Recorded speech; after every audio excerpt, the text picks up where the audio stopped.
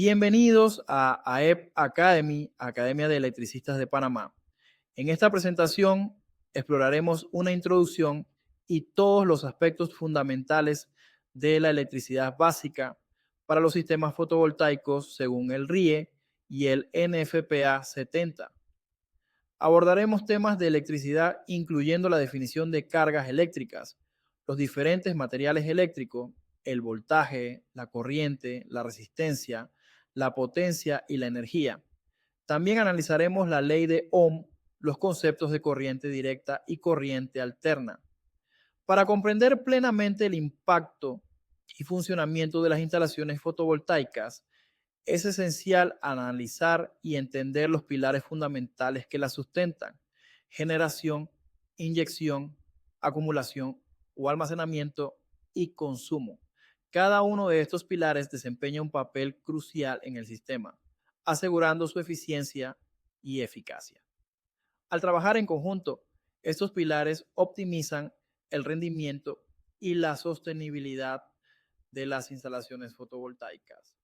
Es de suma importancia manejar estos conceptos antes de profundizar en el tema. Podemos iniciar con la generación, que en nuestro caso se refiere a la energía producida por el sol a través de los módulos fotovoltaicos. La acumulación es el proceso de almacenar esta energía en baterías, proporcionando un respaldo para nuestro sistema. El consumo es la demanda de energía por parte de los clientes, incluyendo electrodomésticos como neveras, aires acondicionados y otros dispositivos en nuestras residencias. Finalmente, la inyección es un aspecto crucial, especialmente en sistemas on-grid, donde la energía generada se inyecta en la red eléctrica. Para entender mejor este proceso, empecemos con la electricidad básica. ¿Qué es la carga eléctrica? Bueno, es la propiedad intrínseca de la materia. Es propia de algunas partículas subatómicas que se manifiesta mediante la fuerza de atracción y repulsión. La unidad de medida de la carga eléctrica en el sistema internacional es el Coulomb, equivalente a 6,24 por 10 a la 18 electrones. Esta unidad recibe su nombre en honor a Charles-Augustin de Coulomb, un físico francés pionero en la teoría eléctrica. Coulomb trabajó como ingeniero militar al servicio de Francia en las Indias Occidentales, pero se retiró en 1789 para continuar con sus investigaciones. Como vemos en la imagen, la carga eléctrica se comporta mediante la fuerza de atracción y repulsión. Las cargas positivas se repelen entre sí, al igual que las cargas negativas. Sin embargo, las cargas positivas y negativas se atraen. Ahora veremos el fenómeno de la electricidad que se produce por el movimiento de electrones a través de un conductor. Este movimiento genera una corriente eléctrica que puede ser utilizada para alimentar dispositivos y sistemas eléctricos. Los materiales eléctricos se dividen en conductores, semiconductores y aislantes. Como se muestra en la imagen, los materiales conductores tienen bandas de energía superpuestas, lo que los hace cruciales para la conducción de electricidad. Los semiconductores, por otro lado, tienen bandas de energía cercanas pero no superpuestas. Finalmente, los materiales aislantes tienen sus bandas de energía completamente separadas. Para entender mejor estas diferencias, recordemos que atómicamente existe algo denominado los electrones de valencia, los cuales representan los electrones que se encuentran en el último nivel del átomo de un elemento, siendo comúnmente uno para materiales conductores, 4 para semiconductores y 8 para aislantes. Estos electrones forman enlaces con otros átomos. Al no estar fuertemente unido al núcleo, pueden separarse del átomo por efecto de condiciones térmicas externas y de esta manera dar lugar a las propiedades eléctricas. Algunos de los materiales eléctricos más utilizados son la plata, el cobre, el oro, el aluminio, el estaño, el grafito y el hierro. Al revisar sus valores de resistividad medidos en ohmios por metro, Podemos observar que el material con mayores características conductivas es la plata, seguida por el cobre y el oro. La resistividad es una propiedad intrínseca que indica cómo un material resiste el flujo de corriente eléctrica. Un material con baja resistividad, como la plata, permite que la corriente fluya más fácilmente, mientras que materiales con alta resistividad, como el grafito, ofrecen mayor resistencia al flujo de corriente. Recordando un poco lo que aprendimos en nuestra época escolar, podemos ver algunos elementos importantes en la tabla periódica. El cadmio con número atómico de 48 y categorizado como metal, el boro con 5 número atómico y considerado metaloide, el aluminio con número atómico 13 y considerado metal, el galio con número atómico 31 y considerado metal, y el indio con número atómico 49 y considerado metal.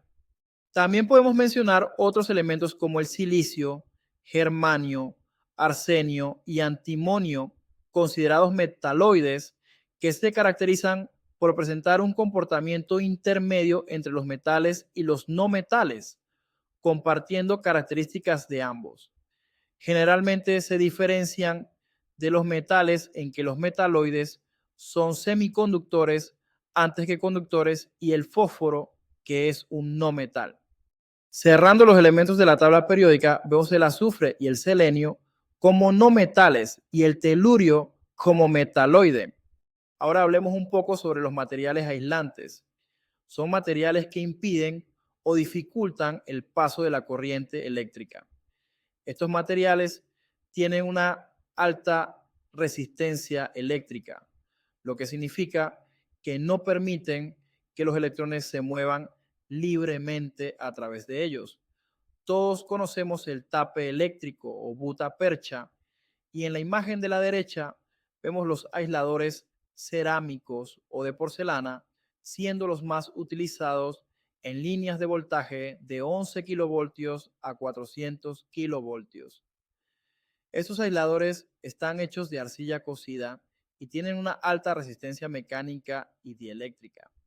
Vamos ahora a lo que es el voltaje, también conocido como diferencia de potencial. Es la medida de la energía eléctrica por unidad de carga. Representa la fuerza que impulsa a los electrones a través de un conductor en un circuito eléctrico. La unidad de medida del voltaje es el voltio. Imagina dos tanques de agua conectados por una tubería. Si uno de los tanques está a un nivel más alto que el otro, el agua fluirá desde el tanque más alto hacia el tanque más bajo, debido a la diferencia de altura. Esta diferencia de altura representa la diferencia de potencial o voltaje en un circuito eléctrico.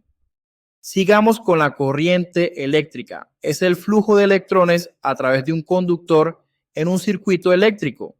Se mide en amperios, que es la unidad de medida de la corriente. Un amperio representa la cantidad de carga eléctrica que pasa por un punto en el circuito por segundo. Ahora veamos qué es la resistencia. La resistencia es una propiedad de los materiales que mide la oposición al flujo de corriente eléctrica a través de ellos. Se mide en ohmios. Más adelante recordaremos el famoso triángulo donde se relacionan el voltaje, la corriente y la resistencia. Veamos el concepto de potencia. La potencia es la capacidad para realizar un trabajo. En el contexto de la electricidad, la potencia también se refiere a la energía demandada por los equipos eléctricos. Se mide en vatios, donde un vatio equivale a un julio por segundo. Para entender mejor la potencia, podemos usar la analogía del caballo y las horas hombre. Imagina que un caballo puede realizar una cierta cantidad de trabajo en una hora, como levantar un peso. De manera similar, la potencia eléctrica mide la cantidad de trabajo que un dispositivo puede realizar en un determinado periodo de tiempo. Por ejemplo, una bombilla de 100 vatios consume 100 julios de energía cada segundo para producir luz. Una conversión importante es la de un caballo de fuerza, HP, que equivale a 745,7 vatios. El siguiente tema es la ley de Ohm. ¿Qué es la ley de Ohm? Es una de las leyes fundamentales de la electricidad y establece la relación entre el voltaje, la corriente y la resistencia. Esta relación se representa comúnmente mediante el famoso triángulo de Ohm, que muestra cómo estas tres magnitudes están interconectadas. Podemos expresar la ley de Ohm de las siguientes maneras. El voltaje es igual a la multiplicación de la corriente y la resistencia. La resistencia es igual al voltaje dividido por la corriente y la corriente es igual al voltaje dividido por la resistencia. Recapitulando las magnitudes más importantes en el ámbito eléctrico, tenemos voltaje o tensión, se mide en voltios y representa la fuerza que impulsa a los electrones a través de un conductor. Corriente o intensidad se mide en amperios y representa el flujo de electrones a través de un conductor. Resistencia se mide en ohmios y representa la oposición al paso de la corriente eléctrica. Potencia eléctrica se mide en vatios y representa la capacidad para realizar trabajo eléctrico. Y energía eléctrica, que es voltaje por corriente por tiempo en horas, es lo que conocemos como watts horas o kilowatts hora. Hablemos ahora sobre la corriente directa CD, es aquella que fluye en una sola dirección, es decir, de manera unidireccional o con un sentido constante. Este tipo de corriente se representa mediante dos líneas paralelas, una continua y una punteada. A diferencia de la corriente alterna CA, que cambia de dirección periódicamente, la corriente directa mantiene un flujo constante de electrones en una sola dirección. Algunos ejemplos donde utilizamos la corriente directa incluyen las baterías de los automóviles, las baterías AA y AAA y la carga de teléfonos celulares. En el caso de los cargadores de celulares, el adaptador comúnmente conocido como cubito actúa como un transformador que convierte la corriente alterna CA de la red eléctrica en corriente directa CD para cargar el dispositivo. Pero, ¿qué es la corriente alterna? La corriente alterna es un tipo de corriente eléctrica que cambia de dirección periódicamente. A diferencia de la corriente directa, que fluye en una sola dirección, la corriente alterna cambia su dirección de flujo varias veces por segundo. Esta característica permite que la CA sea más eficiente para la transmisión de electricidad a largas distancias. La frecuencia de la CA se mide en hercios y representa el número de veces que la corriente cambia de dirección por segundo. En muchos países, la frecuencia estándar es de 50 Hz o 60 Hz. Podemos observar en la forma de onda sinusoidal de la corriente alterna que contamos con una amplitud, la cual se obtiene dividiendo el valor máximo a cero entre la raíz cuadrada de 2. Además, la frecuencia de la onda es el inverso del período, lo que significa que la frecuencia es igual a 1 dividido por el período de la onda. Podemos relacionar la forma de onda sinusoidal de la corriente alterna con un círculo y el número pi a través de la matemática de las funciones trigonométricas. La forma de onda sinusoidal de la corriente alterna se describe matemáticamente mediante la función seno o coseno. Estas funciones están directamente relacionadas con el movimiento circular. Imagina un punto que se mueve en un círculo con una velocidad angular constante.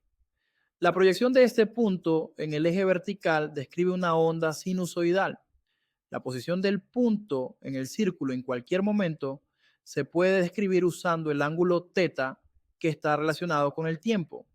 El ángulo θ se mide en radianes y un círculo completo corresponde a 2pi radianes. La frecuencia de la onda sinusoidal está relacionada con la velocidad angular del punto en el círculo. Si el punto completa un círculo en un periodo t, la frecuencia f es el inverso del periodo. La amplitud de la onda sinusoidal es el valor máximo de la función seno o coseno. En términos de corriente alterna, la amplitud se obtiene dividiendo el valor máximo entre la raíz cuadrada de 2 para obtener el valor eficaz, RMS. Pero, ¿cómo funcionan las líneas de distribución eléctrica? Aquí es donde entra en juego la corriente alterna trifásica. Este sistema de producción, distribución y consumo de energía eléctrica está compuesto por tres corrientes alternas monofásicas de igual frecuencia y amplitud. Estas corrientes mantienen un desfase equilibrado entre ellas de 120 grados eléctricos, lo que permite una transmisión eficiente y estable de energía a largas distancias. Aquí podemos ver las diferencias entre la corriente monofásica y la trifásica. El desfase de 120 grados en la corriente trifásica indica que tenemos tres formas de ondas sinusoidales, cada una desplazada en el tiempo.